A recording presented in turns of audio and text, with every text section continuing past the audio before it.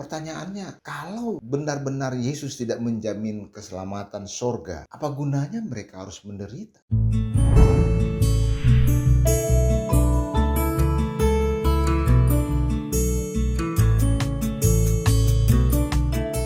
Ini yang Anda harus tahu. Siapapun Anda, apakah Anda sekarang sudah menjadi pengikut Kristus ataupun Anda yang belum menjadi pengikut Kristus. Kekristenan awal ketika Yesus naik ke surga banyak mengalami penderitaan yang sungguh luar biasa. Jangan Anda sangka bahwa menjadi Kristen pada awal abad pertama itu senang. Pasti Anda tidak akan paham. Ketika Yesus naik ke sorga, setelah itu umat Kristen atau pengikut Kristus mengalami penderitaan yang sungguh luar biasa. Dan sebenarnya ini sudah disampaikan Yesus sebelum dia naik ke sorga. Apa yang dialami para orang-orang Kristen atau pengikut Kristus saat itu, ya, pada tahun 33, 34 dan seterusnya. Apa sebenarnya yang dialami? Ya, kita santai saja. Bagi Anda yang sudah percaya kepada Yesus, tidak perlu Anda resah sebab Anda sudah menerima Yesus. Bagi Anda yang belum menerima Yesus, Anda simak sebenarnya bahwa kekristenan awal mulanya tidak begitu mulus dan banyak penderitaan. Sebelum kita lanjut, ya kita minum kopi dulu ya. Ini kopi susu baik untuk kesehatan Anda. Seperti yang saya katakan tadi bahwa ketika Yesus naik ke sorga, penderitaan itu betul-betul dialami murid-muridnya. Dan sangat-sangat parah, saya katakan sangat parah, dibenci. Sebab Yesus sendiri sudah mengatakan di dalam Alkitab. Oke, kita akan baca dari Injil Matius pasal 16 ayat 24. Dikatakan seperti ini.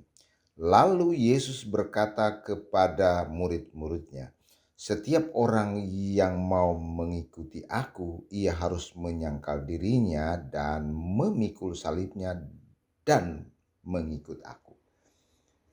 Jadi, orang-orang yang mau mengikuti dia harus menderita.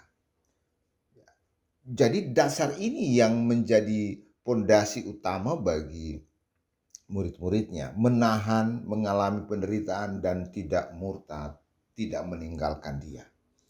Sebab mereka percaya bahwa Yesus memberikan jaminan keselamatan. Pertanyaannya, kalau benar-benar Yesus tidak menjamin keselamatan sorga, apa gunanya mereka harus menderita? Ya, ini memang harus diketahui, dipahami. Kalau Yesus tidak menjamin sorga, apa gunanya mereka menderita? Ya, jadi sekali lagi, Yesus dengan jelas mengatakan, ya, kalau Anda mau mengikuti aku, Anda harus menyangkal diri dan pikul salibmu. Ya, pikul salib ini harus dipahami bersama bahwa menjadi pengikut Kristus harus menderita, harus tahan dianiaya. Sebab apa yang dikatakan Yesus pada zaman itu, kekaisaran Romawi menguasai daerah Yudea dan Samaria, daerah Israel. Mereka menjajah. Nah, bagaimana sebenarnya yang dialami oleh murid-murid Yesus atau pengikut Yesus abad pertama? Kita lihat ada beberapa catatan yang memang ini harus dipahami kita bersama. Kalau kita lihat bahwa setelah Yesus naik ke sorga, murid-muridnya betul-betul mengalami penderitaan yang sungguh luar biasa. Oleh siapa? Ya paling tidak ada beberapa oknum atau beberapa kelompok yang menganiaya orang Kristen atau pengikut Kristus. Ya, kalau kita lihat bahwa setelah Yesus naik ke sorga, yang pertama ya, yang melakukan penganiayaan. Mungkin ada yang tidak tahu ya, apalagi mereka yang masih belum memahami tentang sejarah kekristenan. Para polemikus, mereka yang seringkali menuduh Kristen itu agama Paulus. Mungkin mereka pikir Kristen itu senang ya dari awal ya. Yang pertama, ia menganiaya orang-orang Kristen pada awal abad pertama. Ya, setelah kematian Yesus dan Yesus naik ke sorga, pengikutnya dianggap sebagai ancaman bagi otoritas agama Yahudi. Ya sekali lagi, Yesus itu setelah Yesus mewartakan kerajaan Allah dan dia mengalami kematian, lalu kebangkitan dan naik ke sorga, maka orang-orang Kristen atau pengikut Kristus dianggap bidat. Bidat itu menurut orang Yahudi adalah ajaran menyimpang dari mainstream arus utama Yudaisme. Katanya seperti itu. Karena memang mereka menafsirkan berbeda Alkitab. Walaupun kita mempunyai Alkitab yang sama, yaitu Torah, ya, sama sekali, persis tidak ada perubahan, tidak ada perbedaan. Ya, susunannya pun sama. Tetapi ada beda penafsiran antara Yudaisme dan waktu itu pengikut-pengikut Kristus yang menafsirkan berbeda. Pengikut Kristus mengatakan Yesus adalah Sang Mesias, tetapi Yudaisme tidak mengakui bahwa Yesus sebagai Sang Mesias. Ya seperti itu ya. Jadi otoritas agama Yahudi pihak yang terkait adalah kelompok Saduki dan Farisi itu melakukan penganiayaan yang sungguh luar biasa. Kalau kita lihat, kita baca, sosok yang menganiaya yang tercatat di dalam Kisah Rasul, sosok utamanya itu adalah Paulus. Ya, sebelum menjadi Paulus namanya adalah Saulus.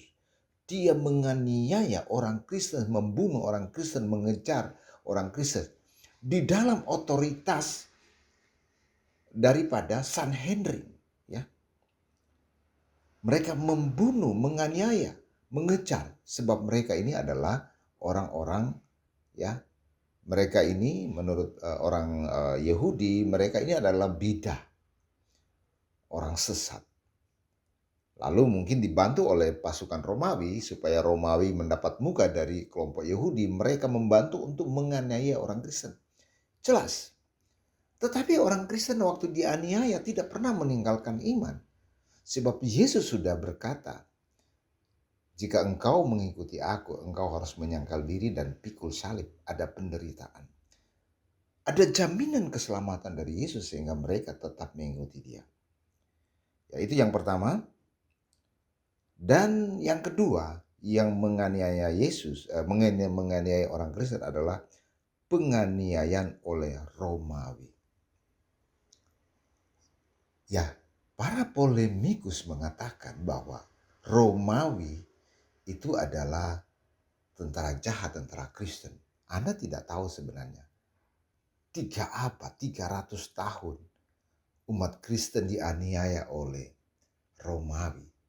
Umat Kristen tanpa negara, umat Kristen tanpa tentara, umat Kristen tanpa pasukan yang untuk melawan. Mereka adalah orang-orang yang tertindas tetapi punya jaminan keselamatan. Jadi penganiayaan oleh Romawi, umat Kristen juga yang menghadapi penganiayaan dari pihak Romawi karena dianggap sebagai ancaman bagi kekuasaan dan stabilitas kekaisaran. Beberapa kaisar Romawi yang terkenal melakukan penganiayaan terhadap umat Kristen seperti Nero. Itu tahun 54 sampai 68 Masehi, Nero menyalahkan umat Kristen atas kebakaran besar di Roma dan melakukan penganiayaan brutal terhadap mereka. Ini apa? Pembunuhan, penganiayaan. Orang-orang Kristen itu betul-betul tertindas, ya, dikasih sama binatang buas, ya, dan lain sebagainya. Lalu kedua adalah Domitian tahun 81 sampai dengan 96 Masehi. Domitian melakukan penganiayaan terhadap umat Kristen, terutama terhadap mereka yang memiliki hubungan dengan kekeluargaan kekaisaran. Ternyata kekristenan sudah mulai masuk di dalam keluarga-keluarga kaisar pada waktu itu. Tetapi setelah kekaisaran berganti, kaisar berganti, maka terjadi penganiayaan yang sungguh luar biasa. Penganiayaan ini menyebabkan banyak umat Kristen menderita, termasuk kematian martir Stefanus, Yakobus, Petrus. Namun penganiayaan juga eh, namun penganiayaan juga dialami oleh ke-12 rasul mati, kecuali satu ya, Yohanes.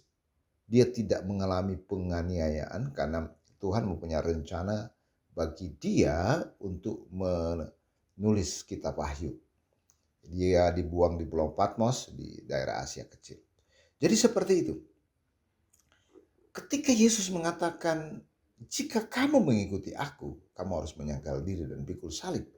Itu menunjukkan bahwa mengikuti Yesus itu adalah sesuatu yang sangat mulia, mengalami penderitaan seperti emas murni yang dibentuk menjadi emas yang sungguh-sungguh mulia, ya. Itulah kekristenan. Kekristenan diuji di dalam penderitaan. Ketika dia mengalami penderitaan, maka dia melewati dan lolos dalam penderitaan, artinya telah dimurnikan, maka betul-betul imannya sungguh luar biasa. Ya, seperti itu. Jadi sekali lagi saya katakan bagi Anda, apakah kekristenan itu abad pertama itu enak? Ya tidak enak. Sebab mengalami dua kelompok besar, yaitu kelompok Yahudi dan kelompok Romawi. Ya, mungkin Anda baru paham ya. Ketika itu kelompok Romawi yang abad-abad pertama, 2 dan 3 begitu menganiayai orang-orang Kristen dan banyak orang Kristen yang mati karenanya. Jadi teman-temanku yang dikasihi Tuhan kita Yesus Kristus, ingat, Anda ketika mengikuti Yesus, Anda jangan berpikir Anda harus senang. Ya. Anda harus mengalami penderitaan, tetapi penderitaan itu adalah kemuliaan. Ingat, penderitaan itu adalah kemuliaan. Ketika Yesus disalib, itu adalah kemuliaan bagi dia. Kemuliaan. Dan kemenangan bagi dia ketika dia bangkit. Anda juga, ketika Anda mengalami penderitaan, ya mungkin tidak secara fisik, mungkin penderitaan lainnya ya, Anda harus mengalami itu dan Anda harus melewati itu. Anda harus yakin dan percaya bahwa ada kemenangan di dalam Kristus.